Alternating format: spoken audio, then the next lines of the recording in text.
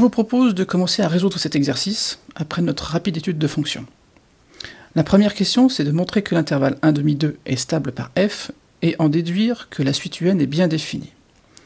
L'enjeu de cette question, c'est de s'assurer que la suite un est bien définie, et on va se servir de la stabilité de l'intervalle 1/2, 2 pour le montrer. Alors, pourquoi il faut s'assurer que la suite un est bien définie? En fait, il faut s'assurer que quel que soit n appartenant à n, un existe. Effectivement, quand on a une relation de récurrence qui lie les termes successifs d'une suite, donc j'ai un plus 1 égale f de un, si u indice 2000 par exemple n'existe pas, eh bien u indice 2000 plus 1, 2001, n'existera pas non plus, et ainsi de suite, et ma suite sera interrompue. Donc il faut bien s'assurer que la suite est définie pour tout n. Je n'ai pas le droit d'en éliminer quelques-uns. Pour ça, il y a plusieurs façons de procéder. Il y a une première façon qui peut être le raisonnement direct. Par exemple, si j'ai un plus 1 égale racine de un, c'est une suite récurrente. Ben, si j'ai u0 qui est positif ou nul, on a bien un défini pour tout n. Donc quel que soit n appartenant à n, un existe. Ça se démontre par récurrence. Et c'est très rapide. Mais quand on a des fonctions un peu plus tordues, comme le cas de f de x égale 2 sur 1 plus x, c'est un peu plus compliqué. En effet, on a des valeurs qui sont interdites pour f, et on va voir les conséquences que ça peut avoir pour notre suite. Regardons ce qui se passe avec notre fonction f et notre suite un. Notre fonction f, qui est égale, je le rappelle, à 2 sur 1 plus x, n'est pas définie pour x égale moins 1. Donc j'ai pas le droit de commencer en u0 égale moins 1. Bien, donc vous me direz, à ce moment-là, il suffit de dire qu'on ne commence pas en u0 égale moins 1. Très bien. Maintenant, si je prends u0 égale moins 3, u0 égale moins 3, ça, on peut dire que j'ai le droit de le faire, puisque u0 n'est pas égal à moins 1, il fait bien partie de l'ensemble de définition, allons-y. Ben, c'est quoi f de u0? Oh, comme par hasard, ça fait moins 1. Valeur interdite. Donc ça veut dire que f de u1 n'existe pas. Ah ben on va me dire, c'est pas grave, on enlève aussi u0 égale moins 3.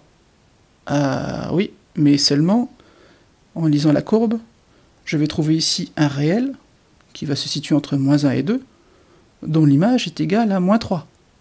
Donc vous voyez qu'on ne peut pas s'en sortir comme ça. Donc, ici, la solution qui nous est proposée, c'est de démontrer que l'intervalle 1/2, 2, donc qui est ici, est stable par f. On va voir ce que ça veut dire. Ça veut dire quoi un intervalle stable? Alors par définition, si j'ai i qui est stable par f, ça veut dire que j'ai f de i qui est inclus dans i. Ça ne veut pas dire que c'est égal, ça peut l'être, mais c'est inclus. Donc on ne s'impose pas l'égalité. Mais c'est pas interdit. Donc ça veut dire quoi? Ça veut dire que si j'ai i qui est inclus dans l'ensemble de définitions, j'aurai f de i qui est inclus dans i, qui va être également inclus dans l'ensemble de définitions. Donc si j'ai u0 qui appartient à i, je vais avoir f de u0 qui appartient à f de i, et donc comme c'est inclus dans i, f de u0 appartient à i. Donc u1 appartient à i. Quand je vais faire f de u1, je vais trouver que u2 appartient à i, etc. Donc ça suffit pour prouver que un est défini pour tout n. Donc si i est stable par f, quel que soit n appartenant à n, f de un appartient à i, donc un existe. Évidemment, il faut aussi que u0 appartienne à i au départ. Si on part d'un intervalle différent, pour u0, ça ne marchera pas. Voyons maintenant comment on fait pour démontrer qu'un intervalle est stable.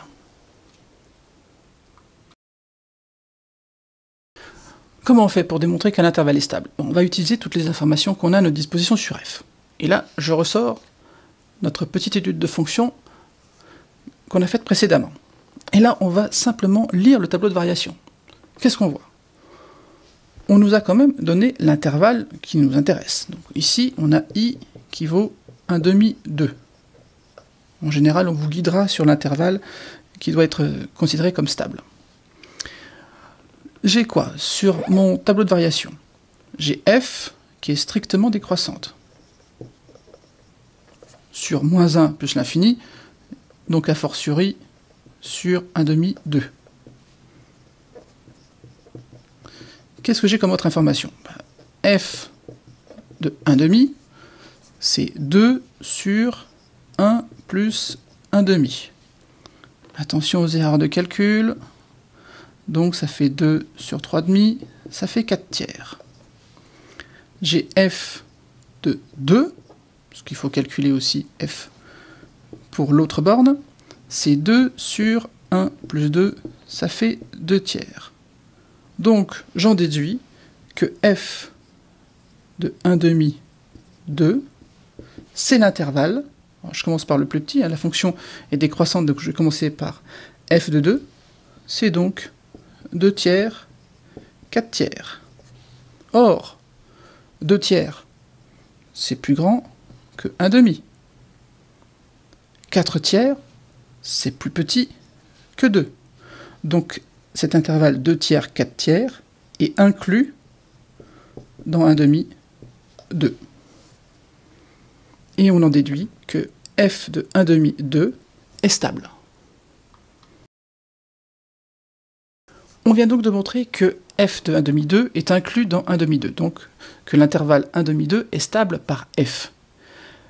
Pour conclure, parce que la vraie question c'est est-ce que un est défini, il faut rajouter que u0, qui dans notre cas est égal à 2, appartient bien à l'intervalle 1 demi 2. N'oubliez pas ça, si vous prenez u0 égale 3, tous vos efforts sont vains. Donc compte tenu de tout ce qu'on vient de dire, on en déduit que, quel que soit n appartenant à n, un existe, autrement dit, un est bien défini.